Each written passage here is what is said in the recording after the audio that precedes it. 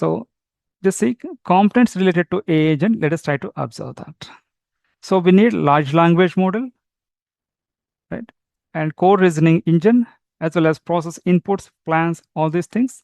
And apart from that, we need instructions as well as system prompts. Right? So third one, just see tools as well as MCP servers.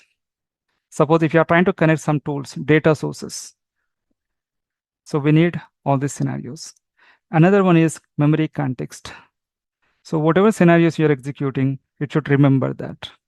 Conversation history, session-based state, these are all things you can see. Third, other one you can see, safety and control.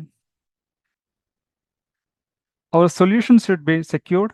At the same time, just see, we can follow content filters, guardrails, these are all things we can see that.